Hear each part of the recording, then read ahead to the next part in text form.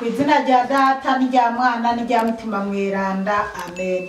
Bene wacu dusangiye ukwemera muri Yezu Kristu, ndabaramukije mu izina rya Yezu Kristu. Nitugire Kristu dusabikanye ijambo ry'Imana riri muri Bibiliya mu Njiri ya Mariko ku kigabane cya 12 kuva ku karongo ka 28 gushika ku karongo ka 34. Ijambo ry'umutwe riravuga ngo ibwirizwa riruta ayandi. Umwe mu banditsi nawe yari yabumvise aho baharira abonye ko yabishuye neza, aregera mubaza ati ibwirizwa rya mbere muri yose ni irihe? Yezu aramwishura ati irya mbere ni iri, umviriza Isirayeli, umukama Imana yacu niwe musa mukama. Urakunda rero umukama Imana yawe n'umutima wawe wose, n'umushaha wawe wose, n'ubwenge bwawe bwose, n'ububasha bwawe bwose. Irya kabiri ni iri, urakunda mugenzi wawe nk'uko wikunda wowe nyene. Nta rindi bwirizwa ririho riruta ayo. Nyamwanditsi amubwira ati niko mwigisha, uvuze ukuri kwamye yuko Imana ari imwe nsa, kandi ko atayindi iriho atariyo. Kuyikunda n'umutima wose, n'ubwenge bwose, n'ububasha bwose, no gukunda mugenzawe nk'uko wikunda birutana kure inkuka zose n'imbagwa zose. Yezu abonye ko yishuranye ubwenge amubwira ati nturi kure y'ubwami bw'Imana. Ntawabaye acubahuka kugira ico amubaza. Bene wacu muri Yezu Kristu, iri ni ijambo ry'Imana. Dushimira Imana. Haleluya, amen. Bana b'Imana, ijambo ry'Imana tugiye kwisunga umutwe w'ijambo uravuga ngo ibwirizwa riruta ayandi. Tugiye kuraba ibwirizwa riruta ayandi. 2:8 haravuga ngo umwe mu banditsi nawe yari yabumvise aho baharira abonye ko yabishuye neza, aregera mubaza ati ibwirizwa rya mbere muri yose ni irihe? Aha rero umuntu yarumvirije inyigisho Yezu Kristu yari karigisha, hanyuma arumva ko ziri mu ubwenge, arumva ayo majambo Yezu yigisha ko ari ay'ubwenge. Mugabo acariyumvira aravuga ati ngomba kumenya ibwirizwa. Dusanzwe dufise amabwirizwa 10 Yezu yaherewe ku musozi w'Isinayi, ariko uyu muntu aravuga ati reka mbaze numve kabisa Yezu umunyabwenge ambwira ibwirizwa ryo barisumba ayandi. Reka twumve. 2:9 haravuga ngo Yezu aramwishura ati irya mbere ni iri. Twumve ibwirizwa rya mbere iryo ari ryo Yezu yavuze.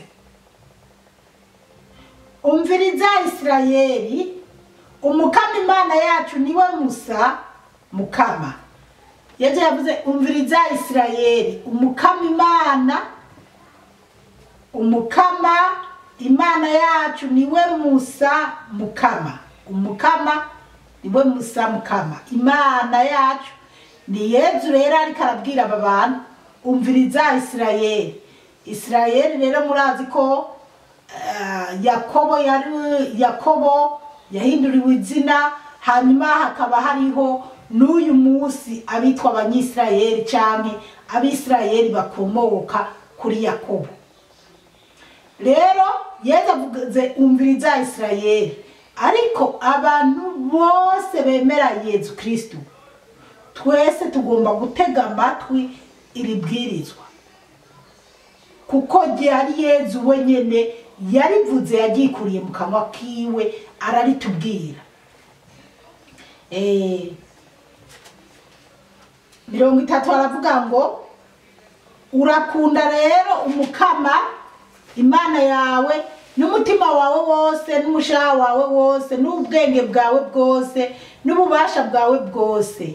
Abana b'Imana rero nyimba iri bwirizwa rya mbere riruta ayandi yose rivuga ngo urakunda umukama Imana yawe n'umutima wawe wose n'ubwenge bwawe bwose, mbese ukuri kose ukunde umukama Imana yawe. Bana b'Imana, Imana niyo yaturemye, Imana niyo yaremye isi n'ijuru, Imana niyo yaremye ibyo tubona byose, ibyose biri ku isi ni iby'Imana. Yesu akatubwira ngo dukunde rero umukama Imana n'imitima yacu yose n'ubwenge bwacu bwose. None bana b'Imana, umuntu akunda Imana by'ukuri yohemukira mugenzi we, yogendera mu bintu by'abapfumu n'abarozi, yoja mu bafirimaso n'abaruminati, yoja mu batinganyi, yoja kwihindura umukobwa yari umuhungu, yoja kwigira umuhungu yari umukobwa, yoza kubyarira muri Egitolife hamwe babyarira abana batarinze kubabara. Umuntu yubaha Imana, akunda Imana by'ukuri, ibintu byo mu isi bitandukanye n'iby'Imana ishaka ntabyo yokora, ntabyo ajamwo. Abonye abakuzamwo inda ntiyobashigikira, abonye abashigikira ko umugore angana n'umugabo ntiyobishigikira. Umuntu akunda Imana by'ukuri agendera kwiri bwirizwa Yesu yatubwiye byo gukumva ko dukwiye kubaha Imana mu biri muri bibiri Imana yatubwiye ko dukwiye kubahiriza. Haleluya, amen.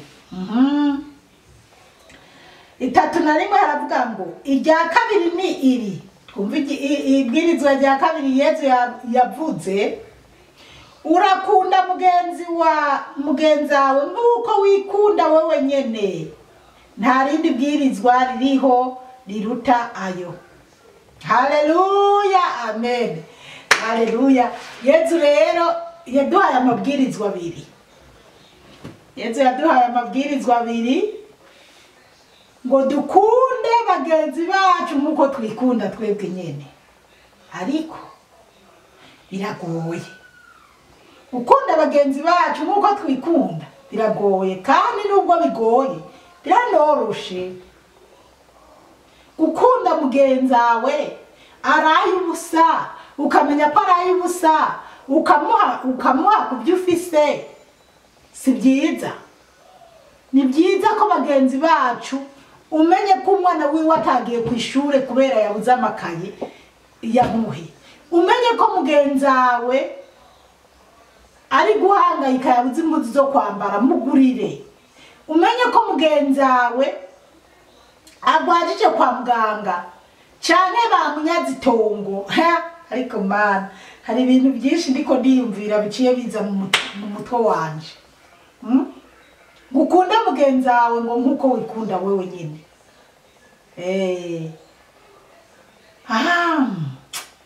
Hari byinshi novuga, ariko bana b'Imana, hariho abantu babonye inzira yo kuzuruma abandi biborohera cyane. Mw'iyi minsi nagiye menya inkuru ziri mu Burundi. Mu Burundi bavuze ko abantu bakorera ahantu mu masoko, mu makioske, bagomba abazikoreramo bazipanze bagomba kuziyandika ko zikababa izabo.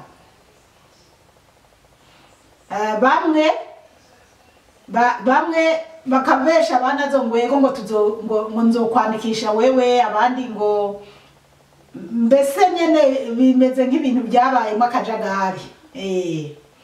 Ariko hari n'abandi bavuga ati nukuri jewe sinoza guhemuka ku bitari rwanje, sishobora kubigenza uko. Rero hariho abandi baca bumva ati si jewe mbonye ibi bintu biranyegukiye. Ariko bana b'Imana, dukwiye kubanza kuraba ibintu bitwegukira neza ko bikwegukiye mu buryo nyene buri sawa. Ntukipfuze ibitari rwawe, ntukipfuze inzu ya mugenzi wawe cyangwa umugore wa mugenzi wawe, umugabo wa mugenzi wawe, umwana wa mugenzi wawe, ibitari rwawe. Yesu avuga ati ukunda mugenzi wawe nkuko wikunda wowe nyene. Rero kuzuruma si byiza. Hanyuma kubona umuntu ahangayitse ukamugirira neza, mugirire neza nyine. Aha kandi n'ubundi jewe cyane nigaruka ko nk'ubu ushobora no kuba ndiko ndavuga ibi ugaca usanga hariho ababintegeyemo, ko wigishije ibi n'ibi none wowe kudakunda abagenzi bawe. Ariko mba ndiko ndasoma ibiri muri Bibiliya kandi mba ndiko ndabyigisha ndi serious. Mba ndiko ndabivuga nyene nk'uko umukama bishaka. Reka nce mvuga n'ikindi kintu. Bana b'Imana muri abantu benshi mumbwira ibibazo muba mufise, ariko mu by'ukuri mutekereje ko noba ntanga ubutumwa ku bantu barenga 1000, hagaca haba mwari 1000 abantu 100 bambwira ati nukuri mukozi w'Imana abana nabuze icyo ndabagaburira, nukuri mukozi w'Imana nagiye hanaha biranyobera ukuntu woma n'ibihumbi 100 nkimuri kibazo cyanje. Erega mukozi w'Imana bagize ibintu bana b'Imana umva ndababwire ndanabisigureko. Kuvuga ubutumwa bwiza si ukuvuga ko noca nzana ujya wese ambwiye ikibazo noca ndamufasha, kubera hari igihe wiyumvira ko noba afise ibyo kugufashisha kandi nanje ndiko ndatega amaboko abandi ngo bamfashe. Rero ntimukaze murantegera kwiri jambo ry'Imana mvuga. Ibyo ndiko ndavuga ni Yesu Kristo aba ariko arashaka ndabivuge kandi ntegerezwa kubivuga. Ariko rero hariho abantu ucumenga kweri ni birebire. Rero hariho abantu nanka kwishura ndababona nkanka kuvuga n'ikintu na kimwe, kubera hari igihe mvuga nk'ikintu ugaca n'ubundi umuntu antumira audio cyangwa ugasanga ari karane telefone cyangwa hari n'abandi telefone bakambura ugaca usanga bababaye. Rero bana b'Imana Yesu yavuze ati genda ntihagire ikintu umuntu yitwaza, aho muzokwinjira bazobagaburira bazobagirira neza. Rero kuba je n'umukozi w'Imana nogombye gutungwa n'iby'abantu nk'ubutumwa bwiza bangenera, bakavuga ati ujya n'umukozi w'Imana ko biri kose ariko aravuga arakenera amazi yo kunywa canke se arakeneye amahera ya telefone. Ariko no gutangariza ko jewe Paul umusavyikazi w'Imana nzima twarasezeranye na Yesu Kristo.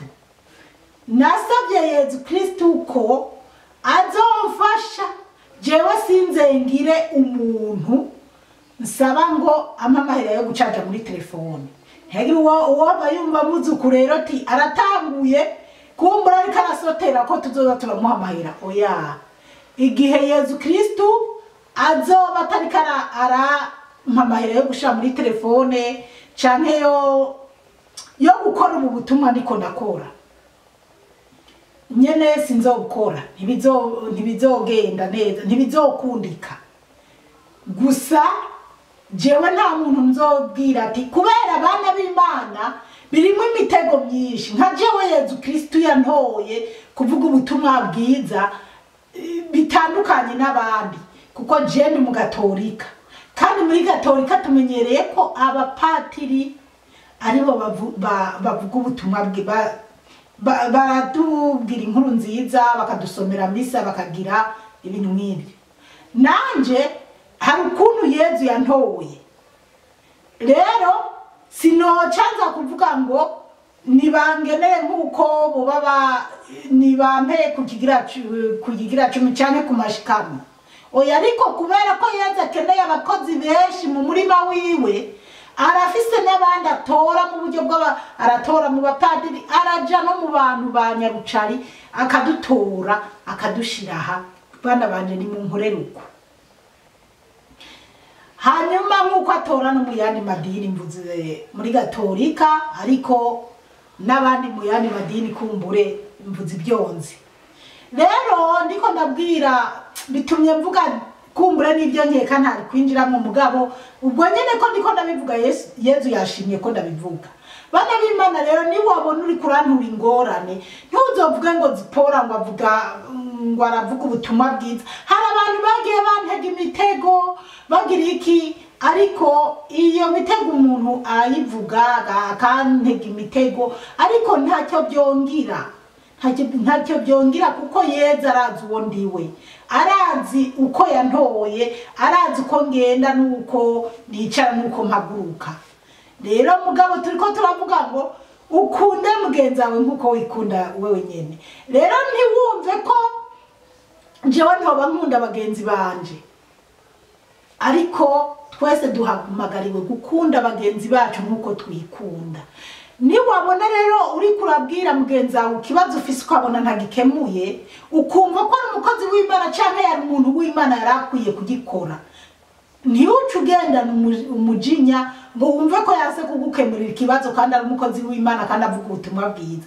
None abana b'Imana muri Gatolika barafasha abantu bafise ingorane, bakabafasha mwazira mperezwa batanga, ariko nubundi ku mitumba ntibakwiza. No mu mashengero ya Pentecote no mu yandi madini barafasha abantu bafise ibibazo bitandukanye, ariko ntibakwigwa.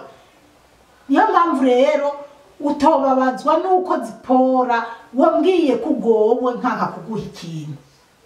Burya nanje hariho ibintu bingora, ariko tuze turihanganiranira. Niko ndabwira babandi bama bantuka, reka kuntuka, kubera uri kurantuka uri kuracumura. Na Yezu akaba yokubaza kubera iki Zipora yakubwiye ubutumwa bwiza, ho kumwumviriza ukamutega imitego, ukanamutuka kubera yase ko ataguhaye amafaranga, ko ataguhaye iki. Bantu b'Imana tuze turaroroheraniriza, ariko ijambo ry'Imana turiko turavugana niri ngo dukundane nkuko twikunda twebwe nyene. Niko Yezu avuga, dukundane nkuko twikunda twebwe nyene. Mugenza washonje ukabimenya muhi ivyarya, umwana w'ipfubya hangayitse muhe kubyo ufise umugirire neza. Umwana w'imfubyi wo mukura mu gahinda arimo, ukamuhindurira ubuzima akazaratwenga, ubuzima bugahinduka, ukamugirira neza, ukamutaka dandaza, ukamugurira n'ibasikeri ufise uburyo akaja mwibarabara agakora akaronkana w'iterambere. Umuntu w'ikimuga uramumutaka dandaza bikemera. Bana b'Imana, haleluya, amen. Yezu ni watubwira ya majambo, amabwirizwa abiri: dukunda Imana kuruta vyose, twongere dukunda bagenzi bacu nkuko twikunda twebwe nyene. Yezu ambabarire nyimba koko ntoba nkunda bagenzi banje nkuko nikunda jewe nyene. Ariko bana b'Imana, je ndamaze kubona abantu bakunda bagenzi babo, bakundana bagafata nibyo bari bafise bakabiha bagenzi babo. Nama ndababona, narababonye. Rero Yezu arabitubwira dukundane, niryo bwirizwa rizotujana mu bwami bw'ijuru. Haleluya, amen. Aha, Yezu rero aranavuga ngo nta rindi bwirizwa ririho riruta ayo mabwirizwa abiri. Rero murumva arakaze, ayavuye mu kanwa ka Yezu Kristu, suko yayandi 10 tuyirengagije, kuko nayo yatanzwe n'Imana.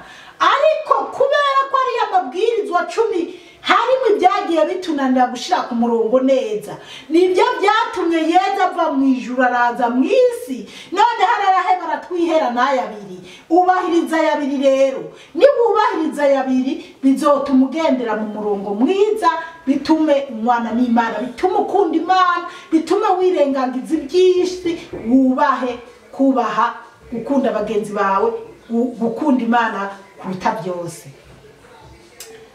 32 havuga ngo nyamwanditsi amubwira ati niko mwigisha ubuzukuri kwamye, yuko Imana ari imwe sa kandi ko atayindi iriho atariyo. Haleluya, amen.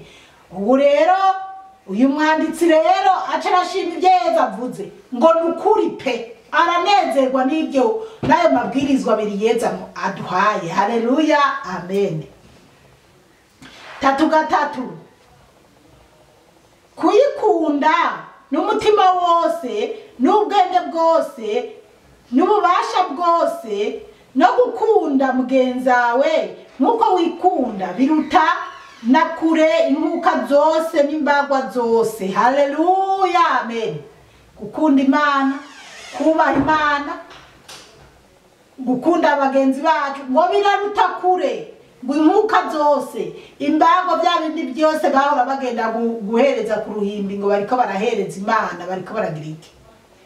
Aya niyo mabwirizwa emwe ngo aruta byose.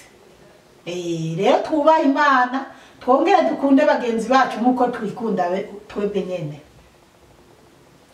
3 Yezu abonye ko yishuranye ubwenge amubwira ati, Yezu arumva ko wa muntu nawe yishuranye ubwenge koko akabona yuko kweri gukunda Imana ari ikintu gikomeye no gukunda mugenzi wacu nkuko twikunda. Yezu rero aramubwira nturi kure y'ubwami bw'Imana, ntawabaye acubahuka kugira ico amubaza. Yezu yaramubwiye ngo nturi kure y'ubwami bw'Imana. Buriya rero bana b'Imana, abantu bamwe turajana mu isi tuzi neza iyo turiko turaja, n'abandi bajana mu isi batazi iyo bariko baraja, n'abandi bagenda mu isi bazi ko bariko baraja mu muriro. Rero uyu rero Imana biramwibanga. Yezu baramubwiye ati nturi kure y'ubwami bw'Imana. Yezu baramubwiye ati wewe kweri umurongo wo mwijuru uburimo neza. Rero gerageza nawe uzuramenya neza ko ukubanye na Yezu Kristo koko kutari kure y'ubwami bw'Imana. Umenye uti uko byogenda kose mvuye mu mubiri noja mwijuru, canke mvuye mu mubiri noja gihono. Imana yo mwijuru dutabare cyane. Nukuri bana b'Imana, mwisi turi mu iki gihe umuntu wese arakwiye gutahura akamenya neza umurongo arimo, kubera biraboneka neza. None woba hari abakubeshe ngo mu bafrimaso ni ugiye kuronka ubutunzi ugaca wirukayo ukagenda uzi neza ko uzoja mwijuru, ukagenda uzi neza kuri kuraja mwijuru. Umuntu yakubwira ati ngo ndakwereka abamama boroherezwa bene umugabo wawe muje muri Ectolife mutanga imbuto muzoza gutara umwana amezi 9 aheze, ukamenya neza ko ibyo ugiye gukora Imana izabiguharira kweli. Ko niba mfuta byihanye uzobiharirwa. Ese nyimba wozo nagira agatima mpembere ko kubiharirwa ujya mwana yavuke mwija mashini muri mwijuru ko hari hazoba yanditswe. Imana yo mwijuru dutabare cyane kandi duhe kwitahura cyane. Ubwo kweli waba waragiye ukihindura. Burya abana b'Imana iyi si turimo turakwiye gushishoza neza tukamenya uruhande turimo. Ubwo woba waragiye ugafata igihimba cyawe cyo kuba umuhungu ukagenda bagakurako bakagushira ko igihimba cy'umukobwa ukumva neza kuri kuraja mwijuru. Hariho abantu rero twamaze kwicira imanza ngaha mwisi. Urinzi uza kwihindura urukoba, wari umwirabura ukigira umuzungu, wari umuzungu ukigira umwirabura, ugasuzugura iby'Imana yakuremeye yaguhaye, ukumva neza yuko uri kuraja mwijuru. Abakora bene ibyo bintu rero bamwe neza baba bazi neza ko bariko baricira urubanza bo nyene, baba bazi neza ko ibyo binyuranywe n'Imana, kuko ni wo ukunda umukama Imana yawe ngo uze kwihindura umubiri, ufate imishatsi uhindagure, ufate inzara ugerekeranye kw'Imana itaguhaye, wiyoberanye mu maso abantu bari bakunze kubahinduke babone utagisa kwa kundi. Imana yo mwijuru duhe gutahura cyane. Bana b'Imana reka tugeze ngaha. Umukama Imana bahezagire cyane, mwarahezagiwe n'Imana. Ku izina rya Data n'irya Mwana n'irya Mutima Mweranda, amen. Turagusenga Yezu, turakuninahaza.